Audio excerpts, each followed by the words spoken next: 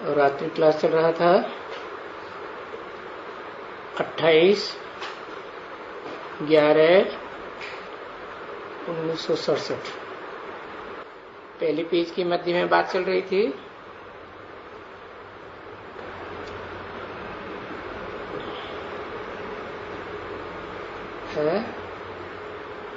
कि तुम बच्चों को मालूम पड़ गया है बाप का। क्या मालूम पड़ गया है बाप के बारे में? कि दो बाप हैं बेहद के। हद के तो बहुत हैं जन्म जन्मांतर, उनकी तो बात छोड़ दो। जो बेहद के बाप हैं वो दो हैं, एक आत्माओं का बाप और दूसरा मनुष्य सृष्टि का बाप। तो बाप खुद कहते हैं ना, मेरे द्वारा मीडिया मैं बनता हूं, मेरे द्वारा मेरे को बच्चे जान करके, मेरे द्वारा मेरे को ही जान करके पीछे बाप को जानने के साथ, पीछे किस बाप को जानने के साथ? सुप्रीम सोल बाप को जानने के साथ फिर मेरे द्वारा ही सब कुछ जान जाते हैं। क्या मीडिया फिर भी बच्चों के लिए मैं रहता हूं, ये किसने कहा है?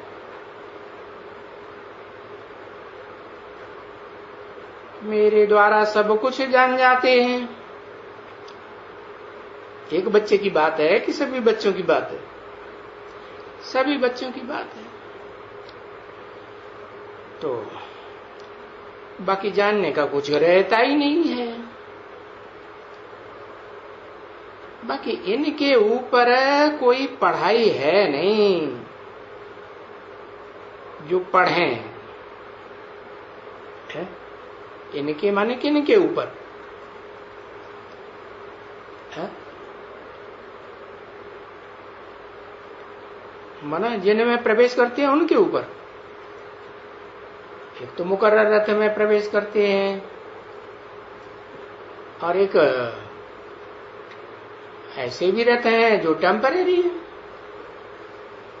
उनमें भी प्रवेश करते हैं। तो इनके किसके लिए कहा? इनके ऊपर कोई पढ़ाई है नहीं है? हाँ, ये जो चार मुखों का संगठन है ना ब्रह्मा, इनके लिए बताया, इन चारों के ऊपर कोई पढ़ाई है नहीं जो पढ़े। कौन सी पढ़ाई? वो ही जीवन कहानी, एक बाप की जीवन कहानी है बर्थ पाउंड, और बाकी सबकी है बर्थ कौड़ी, बर्थ पैनी। इसीलिए पढ़ाई किसके ऊपर है? तो ऊंचते ऊंच है तो ऊंचते ऊंच पाठधारी के ऊपर पढ़ाई है। कौन है ऊंचते ऊंच पाठधारी? है वही है ऊंचते ऊंच पाठधारी जो हीरो पाठधारी कहा जाता है। और वो पढ़ाई कब पढ़ते हैं? न सतयुग में, न त्रेता में, न द्वापर में, न कलयुग में। कब? चारों युगों से जो उत्तम युग है। कौन सा युग? पुरुषोत्तम संगम युग है, वहां ये पढ़ाई पढ़ाई जाती है। जो देखो पुरुषोत्तम, उत्तम ते उत्तम। उत्तम कौन? फिर उनसे उत्तम कौन? उत्तम होते हैं देवताएं इस सृष्टि पर। सतयुग में, त्रेता में, द्वापर में जितने भी होते हैं मनुष्य मात्र, उनमें सबसे उत्तम होते हैं देवताएं। और देवताओं में भी उत्तम कौन? वो देवता जो 16 कला संपूर्ण बनता है।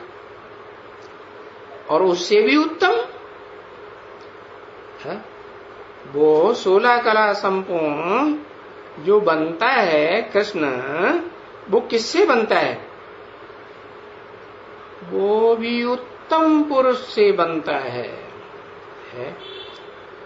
तो कौन है उत्तम पुरुष फिर हुआ एवरलास्टिंग? कहेंगे आदि नारायण। तो कैसे बना? पढ़ाई से बना।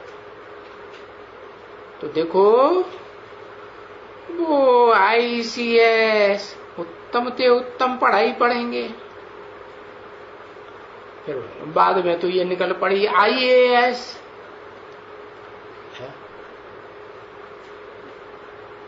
Indian administrative service. तो ICS सिविल सर्विस, वो एडमिनिस्ट्रेटिव सर्विस। उत्तम ते उत्तम पढ़ाई पढ़ेंगे, और यहां शास्त्रों में ये विद्वान ऊंचे ते ऊंची पढ़ाई पढ़ाएंगे। कौन सी? शास्त्रों की पढ़ाई। अब ये जो विद्वान ऊंचे ते ऊंची पढ़ाई पढ़ते हैं शास्त्रों की, उनमें पवित्र होते हैं, इसलिए उनका मान जास्ती हो जाता है। इसलिए वो भले कितने भी ऊंचे पढ़े हुए हों तो भी क्या होता है, जो पवित्र होते हैं उनके आगे माथा टेकना पड़ता है। वो सन्यासी चाहे जितने ऊंचे हो जाएं, वो सब सन्यासियों को सब माथा टेकते हैं ना, फिर भी है किनके सामने उनको माथा टेकना पड़ता है? अरे एक अक्षर लिखो जल्दी से। है कौन पवित्र? सन्यासी भी तो पवित्र रहते हैं। हाँ, वो कन्याओं के सामने माथा टेकते हैं। क्यों टेकते हैं? क्योंकि सन्यासियों की पवित्रता तो अधूरी है। और कन्या तो जन्मजात पवित्र है, तो मत्था टेकना पड़ता है। और मंदिरों में भी जाके मत्था टेकते हैं। तो जो जाकर के शास्त्र सुनेंगे तो नमस्ते नमन, बुद्धि को सर को झुकाना तो पड़े ना, मत्था टेकना पड़े। फिर ये है क्यों बरी मत्था टेकना न पड़े है? क्योंकि भक्ति मार्ग में रस्म रिवाज है मत्था टेकने की। क्या है? ज्ञान मार्ग में मत्था टेकने की रस्म रिवाज है? नहीं है। क्यों? अरे जो बात भक्ति मार्ग में है वो ज्ञान मार्ग में नहीं। क्यों? क्योंकि भक्ति अनेकों से आती है और ज्ञान एक से आता है। एक ऊंचे ते ऊंचे है, उससे ज्ञान आता है। तो नहीं है तो देखो है नहीं, यहां भी है। क्या नहीं है? इस दुनिया में कहें ज्ञान मार्ग है नहीं, सारे भक्ति में भाग रहे हैं। एक के पीछे भागेंगे, दूसरे के पीछे। एक गुरु मर गया, दूसरा गुरु करेंगे। मंदिर में जाएंगे, इधर जाएंगे, तीर्थों में जाएंगे, फिर कन्वर्ट होंगे तो मस्जिदों में जाएंगे, गिरजाघरों में जाएंगे, और कहां कहां जाएंगे? अरे गुरुद्वारे में जाते हैं कि नहीं? हाँ, वहां भी जाए। तो कहां कहां भागते रहते हैं, तो उसको कहेंगे भक्ति। और एक जगह टिक जाए, एक है भक्ति मार्ग में गायन तो है उस बात का, क्या एक लिंग भगवान। तो एक से ज्ञान मिलता है, जिससे ऊंचते ऊंचते वहां बुद्धि अगर टिक जाए तो ये तो बाबा बच्चों को जब ही नमस्ते करते हैं, ये बाबा, उनसे बाबा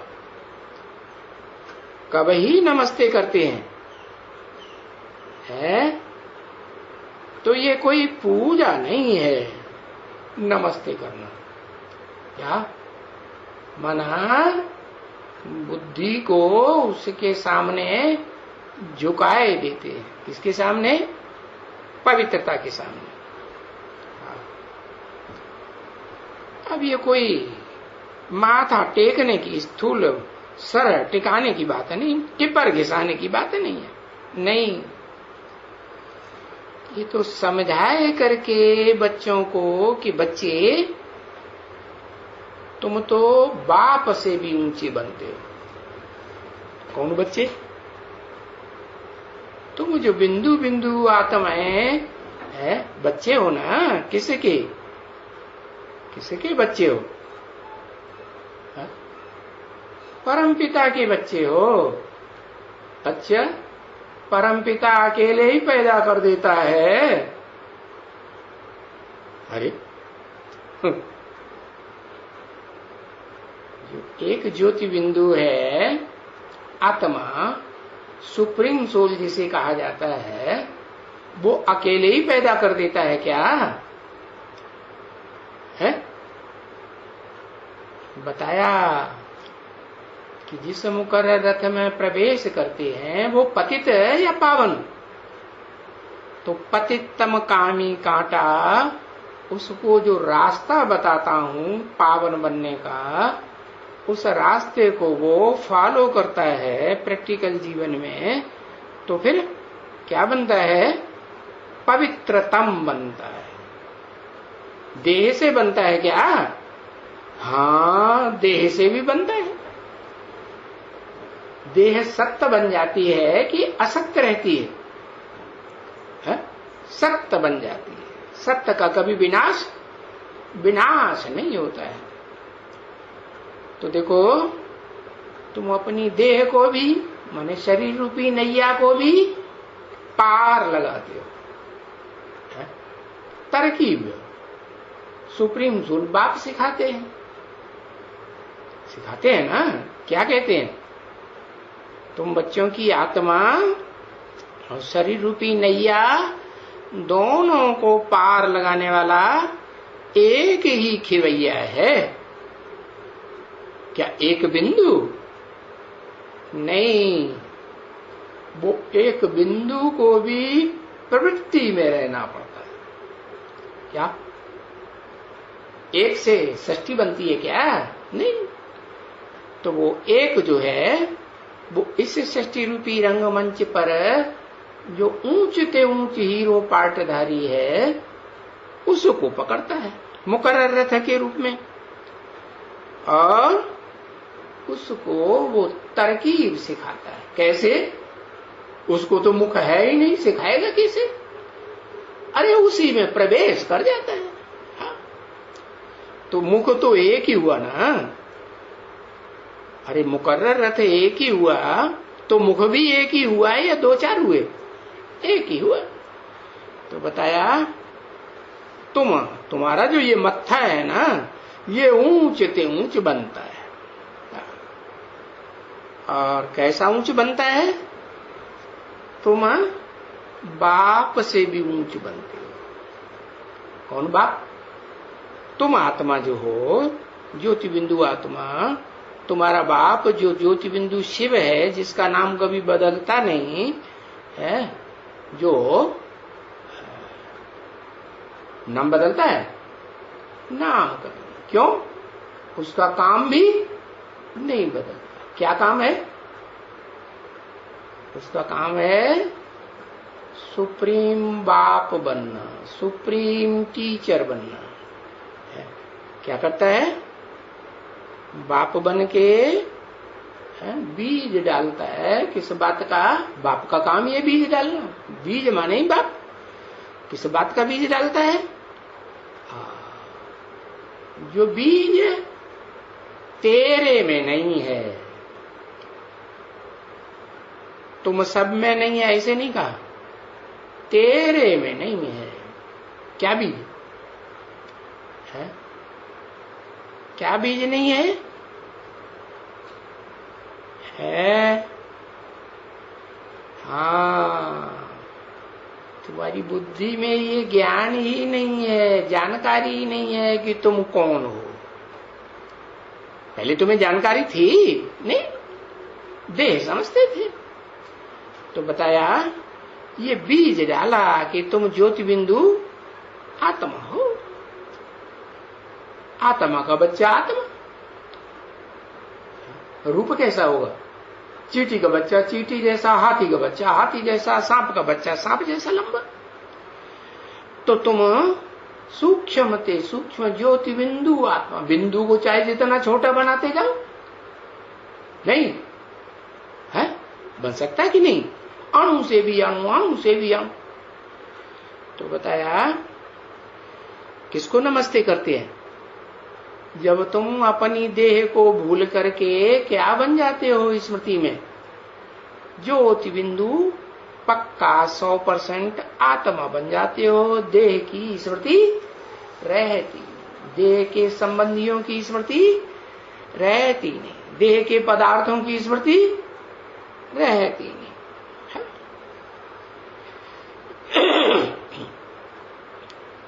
तब बाप तुम बच्चों को नमस्ते करते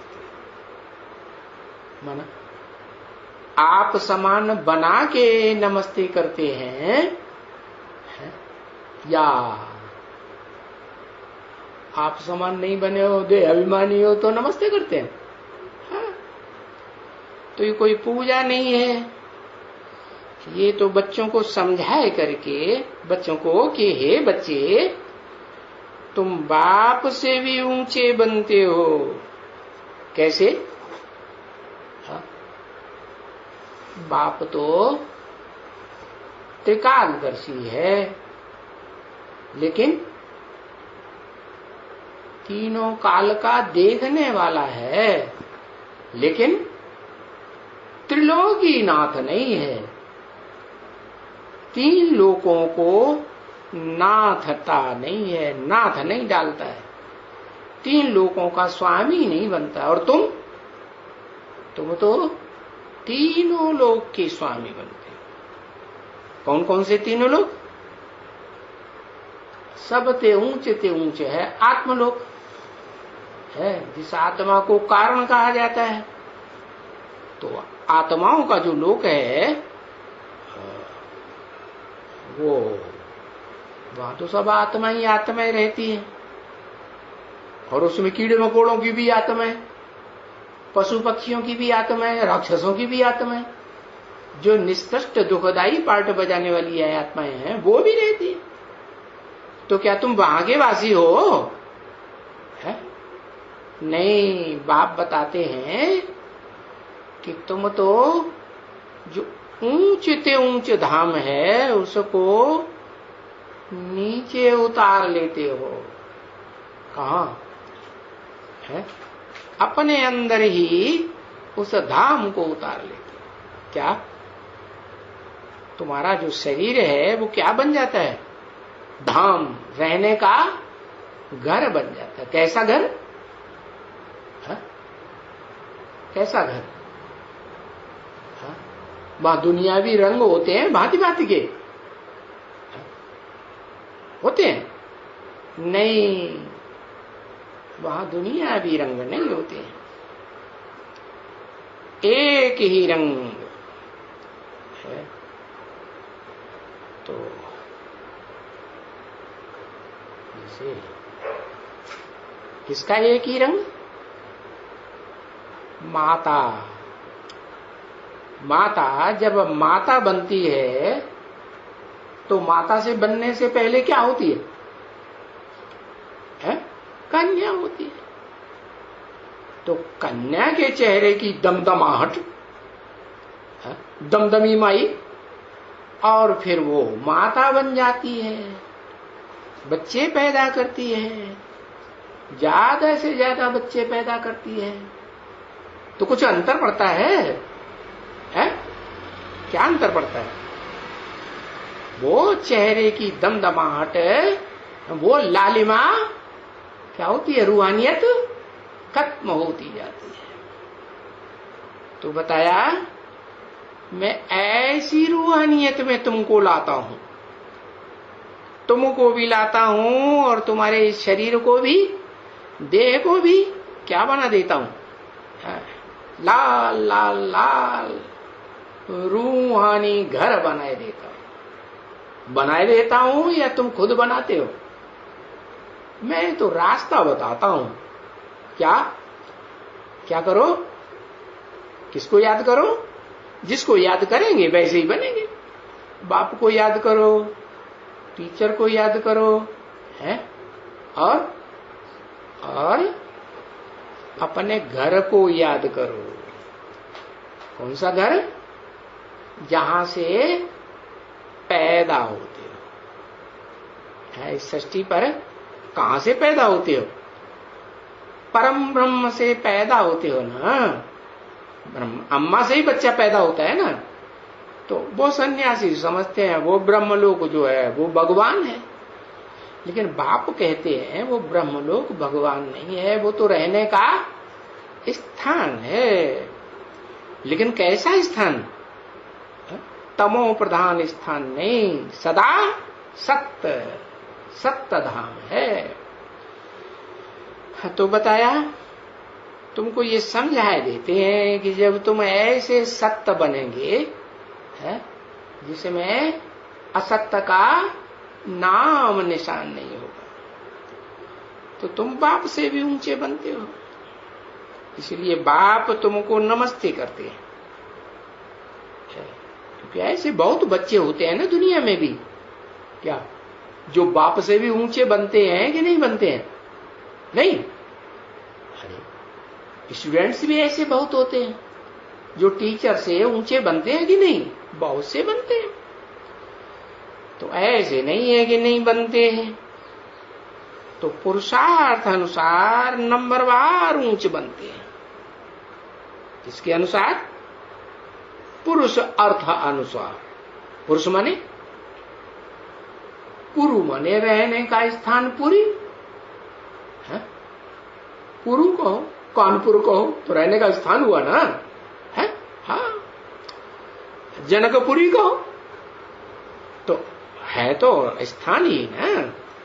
तो बताया ये शरीर है रहने का स्थान और आत्मा है उसमें रहने वाली।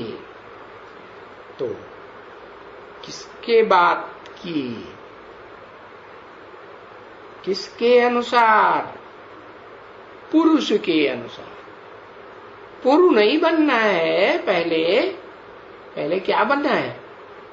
पुरु माने शरीर में, पुरी में रहने वाला बनना है, या पहले पुर बन जाएंगे? पहले क्या बनेंगे? बनेंगे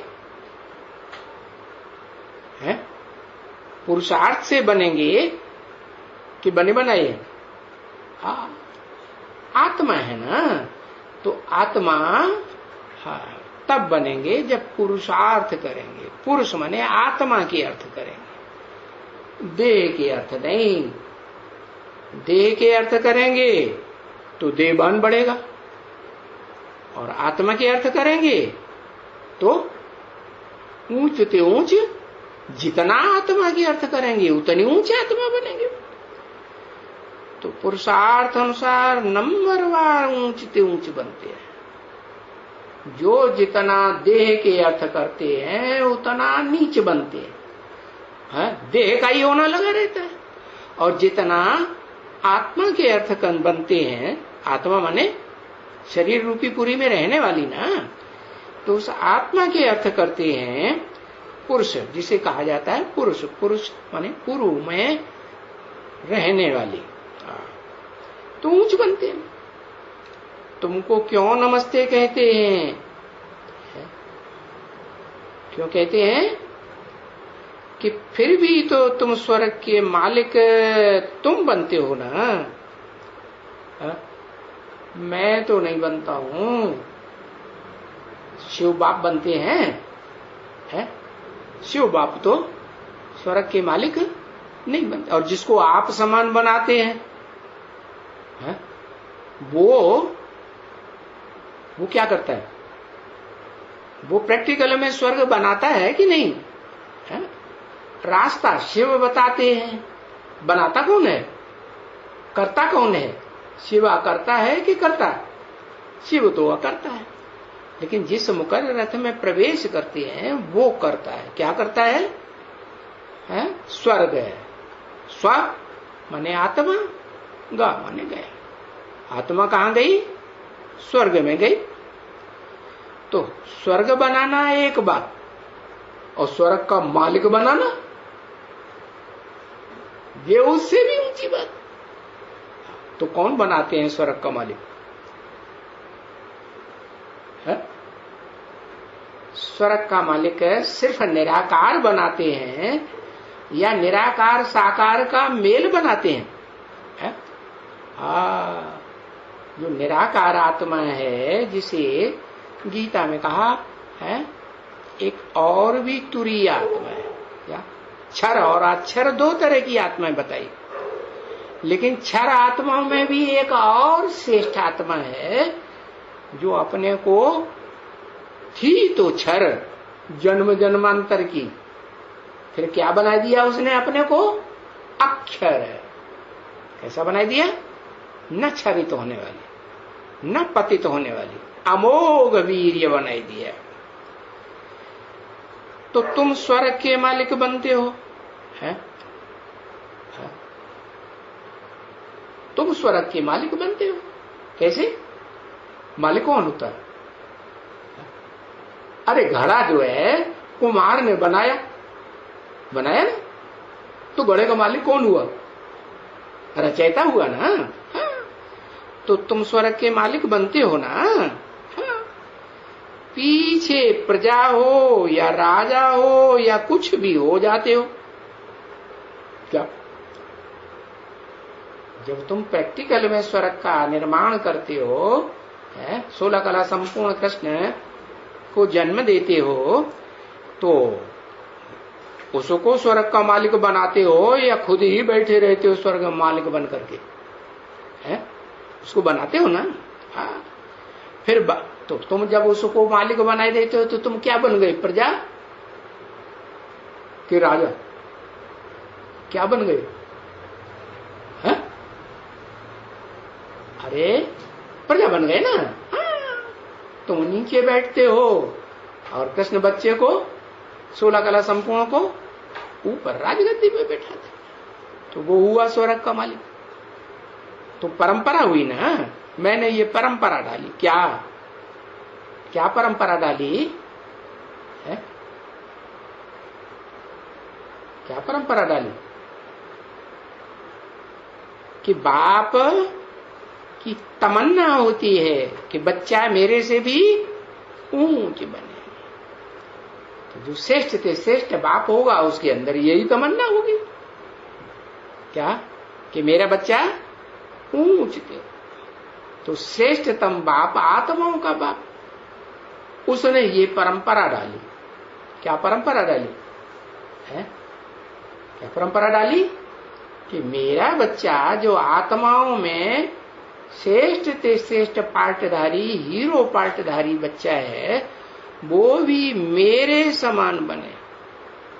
जो परंपरा मैंने डाली वो परंपरा को आगे भी चालू रखे, है ना। तो चालू रखेगा तो फिर क्या करेगा? अपने बच्चे को राजगद्दी देगा ना, है मालिक बनाएगा ना, तो खुद प्रजा बन जाएगा।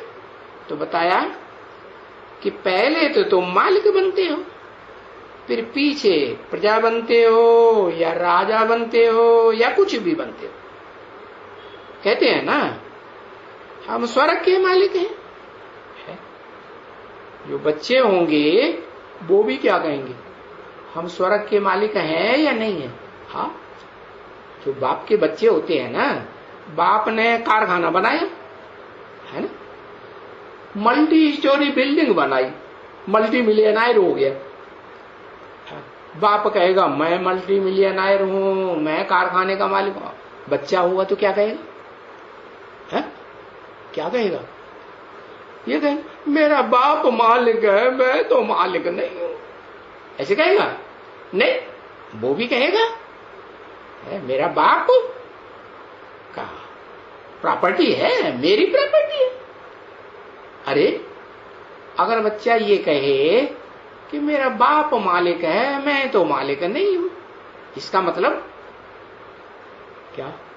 बच्चा बाप के कंट्रोल से बाहर है, इसलिए उसको निश्चय नहीं है कि पता नहीं बाप मेरे को मालिक बनाएगा या नहीं बनाएगा।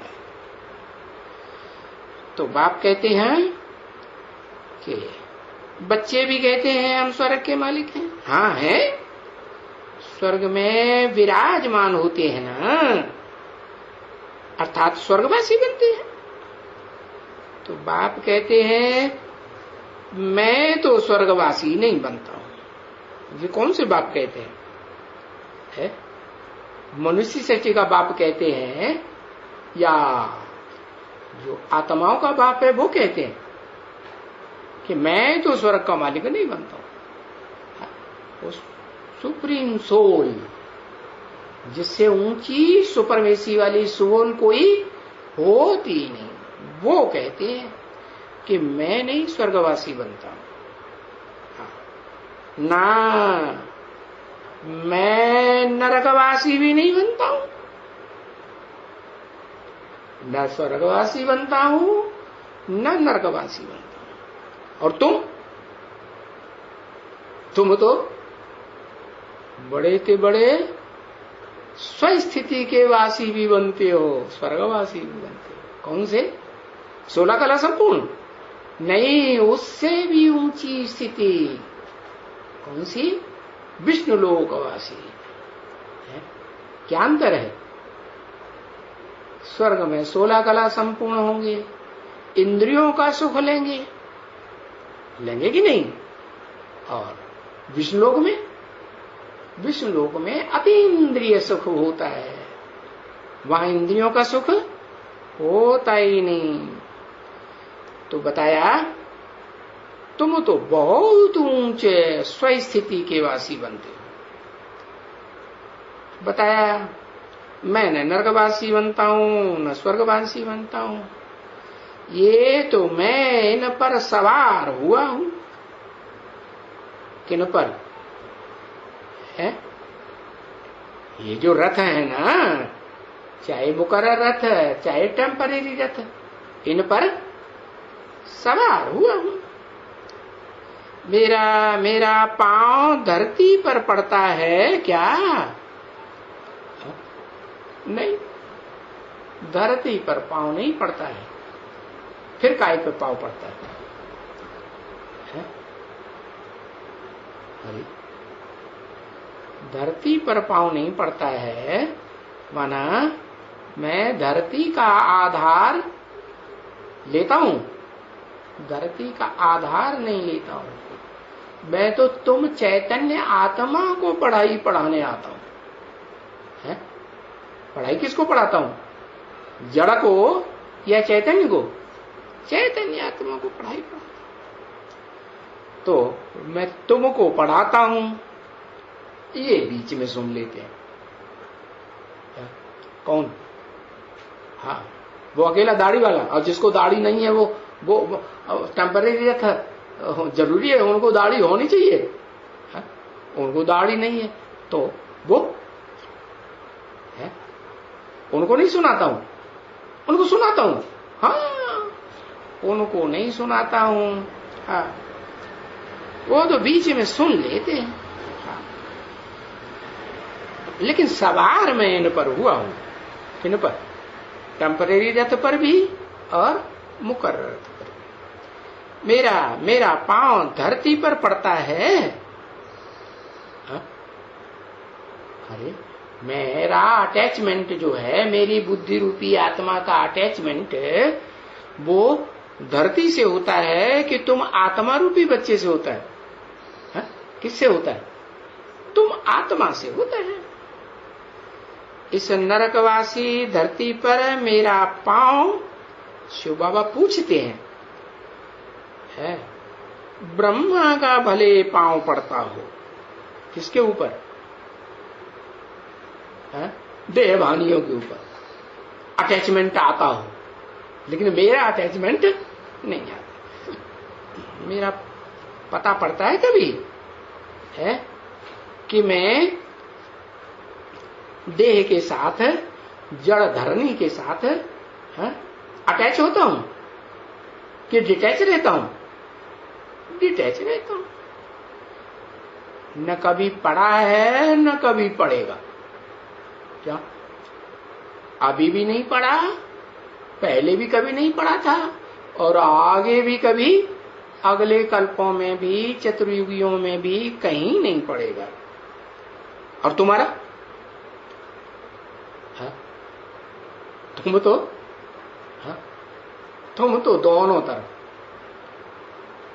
दोनों तरफ का सुख भोगते हो। क्या? स्वर्गवासी भी बनते हो और नरकवासी भी बनते हो। क्यों?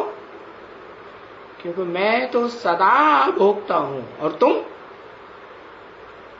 अभोक्ता भी बनते हो। कब? कब? अरे कोई टाइम है अभोक्ता बनने का?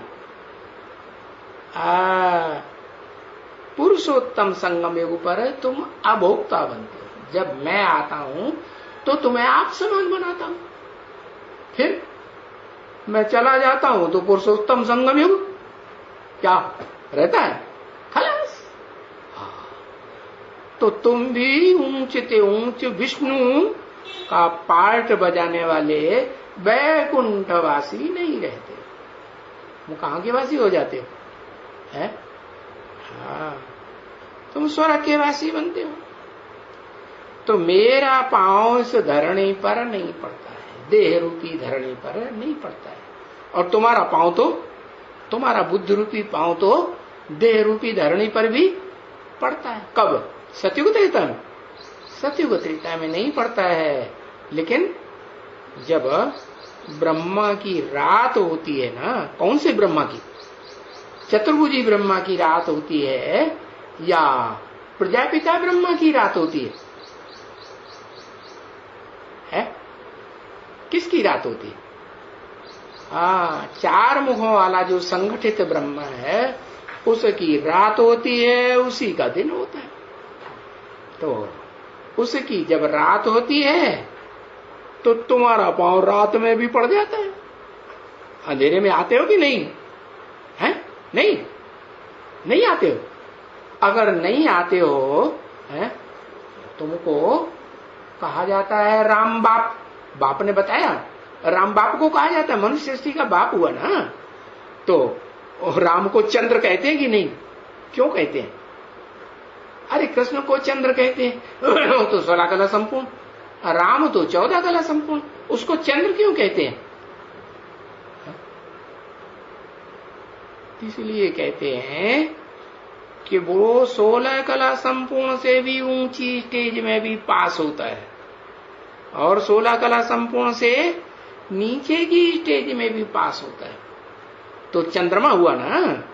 हाँ, तो मेरा पांव धरणी पर नहीं पड़ेगा।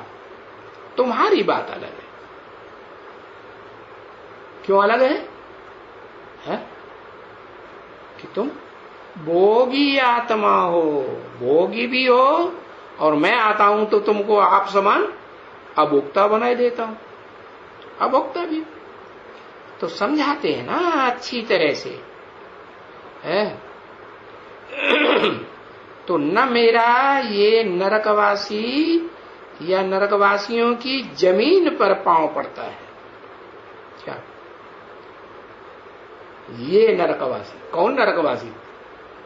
ये चौमुखी जो ब्रह्मा है ना, ये नरकवासी ना इसके ऊपर मेरा पांव अटैच होता है, अटैच रहता है, लगाव में लटक जाता है, चिपक जाता है, नहीं नहीं, न ये नरकवासी और न दूसरे नरकवासियों पर, उनकी जमीन पर, उनकी धरणी पर, उनकी आधार रूपी माताओं पर मेरा पांव नहीं पड़ता है, न स्वर्गवासियों के ऊपर जमीन पर पड़ता है, क्योंकि मेरा जन्म तो है, मेरा जन्म कैसा है, मेरा जन्म तो दिव्य है। कैसा दिव्य है? मैं प्रवेश करता हूं। अरे प्रवेश तो सूक्ष्म सर्वधारी भूत प्रेत भी करते हैं, नहीं प्रवेश करते, तो वो दिव्य हो गए क्या? नहीं। मैं क्यों दिव्य? क्योंकि वो प्रवेश करते हैं, तो जिसमें प्रवेश करते हैं उनके सूक्ष्म शरीर में ताकत ज्यादा होती है, और जिनमें प्रवेश करते हैं उनका स्थूल शरीर होता है, उसमें ताकत कम होती है। तो जिनमें प्रवेश करते हैं उनको थकान होती है, और मैं तो सूक्ष्म आत्मा हूं, मैं सूक्ष्म शरीर धारण नहीं करता हूं, तो हल्का फुल्का होने के कारण जिसे मैं भी प्रवेश करता हूं उसको पता ही नहीं चलता कब आता हूं कब चला जाता हूं। तो मेरा दिव्य जन्म है, मेरा जैसा जन्म और किसी का होता नहीं। अच्छा ठीक है, किसी का नहीं होता। अगर किसी का नहीं होता तो ये क्यों कहते हो मैं तुम बच्चों को आप समान बना के जाता हूं? तो बच्चों में से किसी को तो 100% आप समान बनाओगे कि नहीं बनाओगे? हाँ, तो कहा एक बच्चा है क्या, मुकर्रर रथधारी, जिसमें मैं मुकर्रर रूप से प्रवेश करके हीरो पार्टधारी में पार्ट बजाता हूं, तो उसको आप समान क्या बनाता हूं, अभोक्ता भी बनाता हूं, और जब तक अभोक्ता की स्टेज में रहता है पुरुषोत्तम संगम युग में डिटैच होके रहता है, कोई से अटैचमेंट नहीं। दुनिया वाले भले देखें क्या कि वो पार्ट बजाता है इंद्रियों से पार्ट बजाता है कि नहीं, हीरो पार्टधारी पार्ट बजाता है, और जरूर इसका लगाओ होगा, ऐसे समझते हैं कि नहीं? लेकिन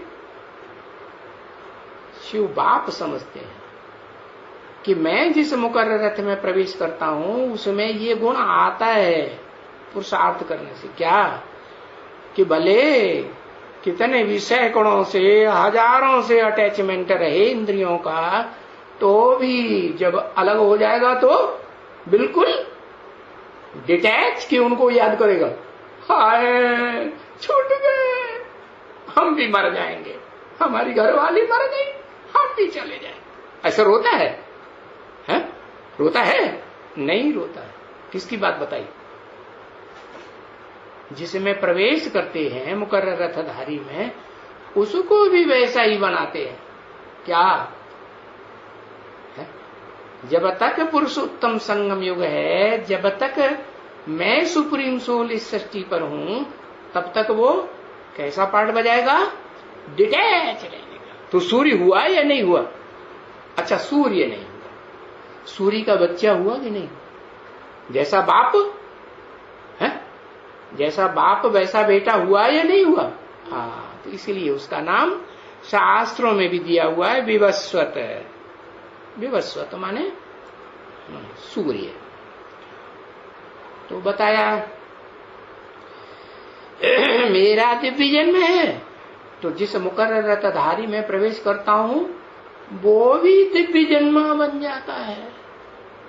कैसा कि मैं प्रवेश करता हूं तो किसी को पता ही नहीं चलता कब आया है, कब चला गया। तो जिसको आप समान बनाता हूं 100%, तो उसकी भी क्या स्टेज बन जाती है आत्मा की? है क्या बनती है? जिसमें भी प्रवेश करेगा, हाँ, वो किसी में भी प्रवेश कर सकता है, 500 700 करोड़ में भी प्रवेश कर सकता है। तो क्या स्टेज रहेगी? जिसे मैं प्रवेश करेगा उसे पता ही नहीं चलेगा कब आया कब चला गया। बुद्धि को घुमा के चला गया। तो मेरा जैसे दिव्य जन्म है, मैं जिसको आप समान 100% बनाता हूं उसका भी दिव्य जन्म। तो बताया, और मेरा कर्तव्य भी दिव्य है। क्या? जैसे मेरा दिव्य जन्म है तो मेरा कर्तव्य भी दिव्य है। तो जिसे मैं प्रवेश करता हूं उसका कर्तव्य भी कैसा हुआ? दिव्य कर्तव्य है, अलौकिक है। इस लौक का दुनिया में कोई ऐसी आत्मा पार्टधारी नहीं है जो उसके जैसा पार्ट बजा सके, जो कोई दूसरा बजा ही नहीं सकता। तो मैं देखो आता हूं, है, मैं आता हूं, आके क्या करता हूं? इसमें प्रवेश करता हूं। तो जिसको आप समान बनाता हूं वो भी आता होगा कि नहीं? हा? प्रवेश करने के लिए आएगा कि बिना आए?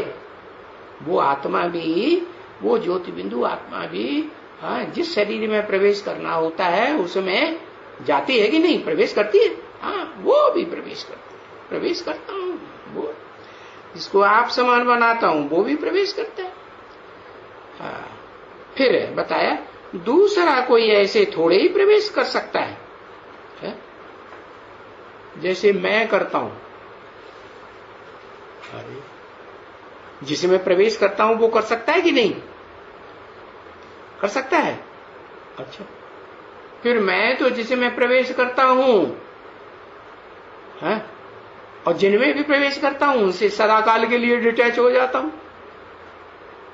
जिसको 100% आप समान बनाता हूं संगम में, वो सदा के लिए डिटैच हो जाता है। तो बताया, दूसरा कोई ऐसा थोड़े ही हो सकता है जो प्रवेश कर करके है, न स्वर्ग में न नरक में, क्या? हाँ, न स्वर्ग में न नरक में मेरे जैसा रहे। कैसा? सदा काल डिटैच रह सकता है? कभी न कभी अटैचमेंट में आएगा ना। हाँ, ये है, कोई आत्मा की जो शक्ति है धीरे धीरे डिस्चार्ज होती है, और कोई आत्मा की शक्ति है जल्दी डिस्चार्ज हो जाती है। अब पुरुषोत्तम संगम युग में जिसने जैसा पुरुषार्थ किया है वैसा उसको प्राप्ति होती है। कैसा पुरुषार्थ? जो देह से अटैच होकर के, चाहे अपनी हो चाहे परायों की हो, जितना अपनी देह का ओना रख करके मन बुद्धि से पार्ट बजाते हैं, होता ना वो कैसे जाएंगे? नीचे जाएंगे, ऊपर जाएंगे? नीचे जाते हैं, स्वस्थिति में नहीं टिक पाते। तो फिर जो मेरी आत्मा है न नरक में रहती है न स्वर्ग में रहती है, और जिनकी आत्मा नरक में भी और स्वर्ग में, भले थोड़े समय के लिए या ज्यादा समय के लिए, तो कहाँ हैं तब? उनको क्या कहेंगे?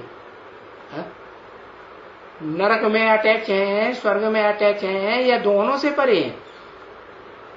क्या करेंगे? नरक में है तो नरक में अटैच है, स्वर्ग में है तो स्वर्ग में अटैच है। मैं न स्वर्ग में अटैच रहता हूं और न नरक में अटैचमेंट होता है। तो ये संगम युग पर हूं, सो भी मेरा धरती पर पैर नहीं पड़ता है। क्या? नहीं। फिर देवता जो बनेंगे ना, है, देवता जो बनेंगे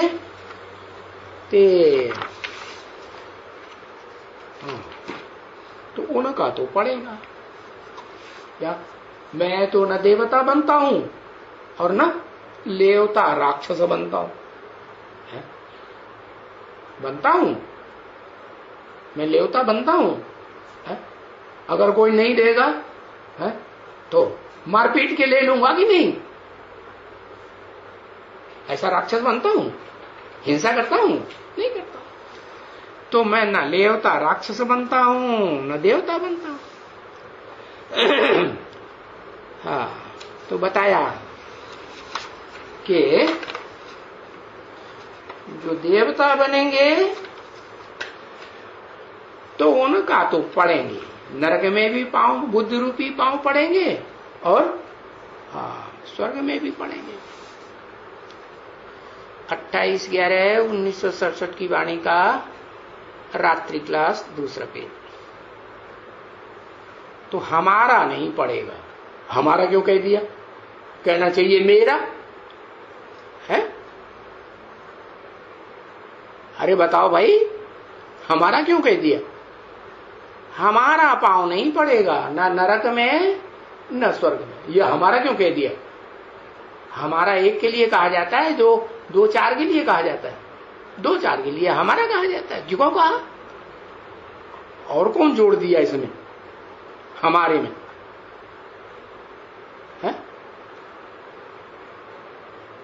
हाँ, जिस मुकर्रर रथ में प्रवेश करते हैं उसके लिए बताया कि जब तक पुरुषोत्तम संगम युग है, हम दोनों का, हमारा बुद्ध रूपी पांव इस धरणी में अटैच नहीं हो सकता। भले इंद्रियों से पार्ट भी बजाता हूं, लेकिन डिटैच होकर के पार्ट बजाता हूं कि अटैचमेंट में आता हूं नहीं। तो फिर महिमा इनकी क्यों जास्ती करते हो? है? बताओ।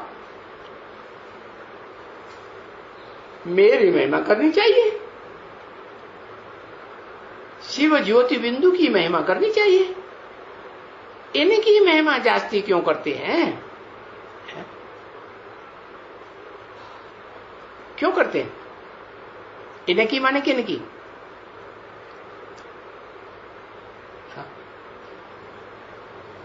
हाँ, बोलते हैं वाह, तुम ब्रह्मांड के भी मालिक बनते हो और स्वर्ग के भी मालिक बनते हो। है? मैं तो सिर्फ ब्रह्मांड का मालिक बनता हूं।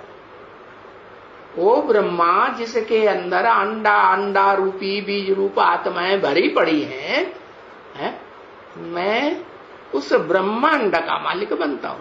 और तुम तो स्वर्ग के भी मालिक बनते हो। स्वर्ग में क्या होता है? अंडे नहीं होते? नहीं, वहां तो जो भी देवताएं होंगे वो अंडे मिसल अम्मा के पेट में रहेंगे कि बाहर निकल करके बच्चे बन हाथ पांव वाले बच्चे बन जाते हैं।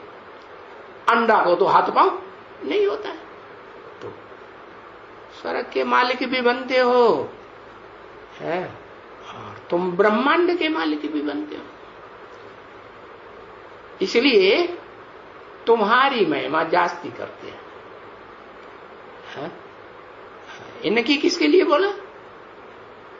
इनकी माने जिन रथधारियों में प्रवेश करता हूं इनकी महिमा करते हैं। क्योंकि वो क्या बताया? तुम बच्चे ब्रह्मांड के भी मालिक बनते हो, स्वर्ग के भी मालिक। मैं ब्रह्मांड का मालिक नहीं बनता हूं, क्योंकि वहां ही का निवासी हूं। कहां का?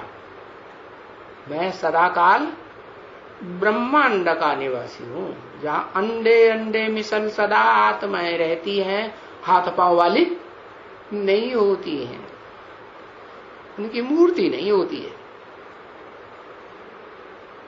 मैं ब्रह्मांड का फिर मालिक बनता हूं क्योंकि वहां का ही निवासी हूं। निवासी कहां का कहा जाता है? परमानेंट।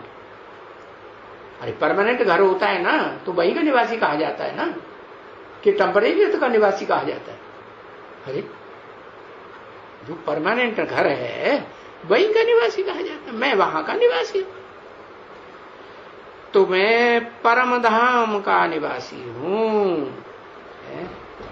ऊंच ते ऊंच परम ते परम जो धाम है उसका निवासी, जिसको ब्रह्मांड कहते हैं, जहां अंडा अंडा मिसल सभी आत्माएं, चाहे नीच हो चाहे ऊंच पार्ट बजाने वाली अंडा रूप आत्माएं हो, ढेर की ढेर जहां रहती हैं, मैं उस ब्रह्मांड का मालिक।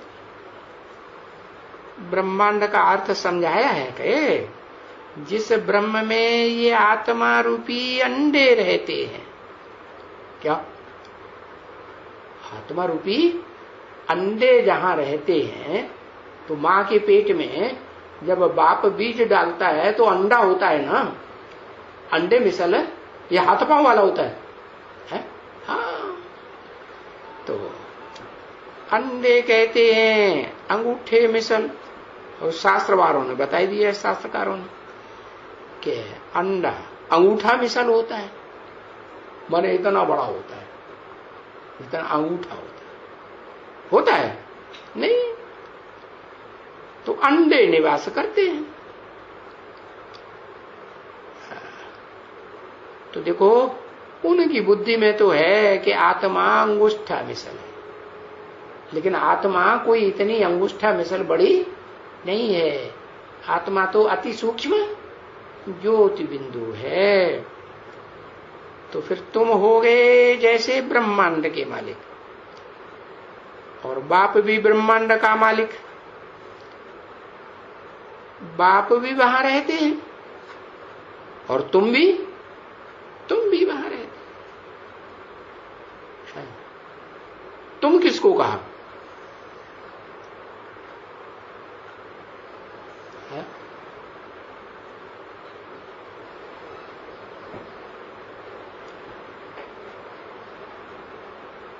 अरे बीज रूप आत्माएं जो बीज रूप बन जाती हैं, अंडे मिसल बन जाती हैं, हाथ पांव की स्मृति भूल जाती है, इंद्रियों की स्मृति भूल जाती है, उनको कहा अंडे मिसल बन जाते हो। तो बाप भी अंडा मिसल और तुम आत्माएं भी अंडे मिसल, बीज रूप आत्माएं सारी सृष्टि रूपी वृक्ष की। तो बाप भी वहां रहते हैं, तुम भी वहां रहते हो।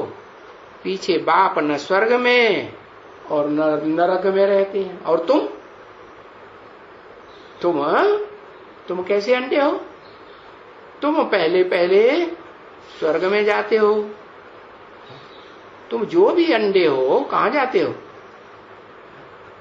सुख की दुनिया में जाते हो कि सीधे नरक में उतर पड़ते हो जहां दुखी दुख होता है? कोई भी आत्मा अंडे मिसल हो, चाहे नीचे से नीचे पार्ट बजाने वाली अंडे मिसल आत्माएं हो, वो भी जब पहले इस सृष्टि रूपी रंगमंच पर आएंगी तो सुख में आएंगी या दुख में आएंगी? पहले जीवन मुक्ति में आएंगी। जीवन में रहते रहते पहले जन्म, एक जन्म जरूर सुख का मिलेगा, सुख ही सुख, बाद में फिर नरक में उतरते। तो बताया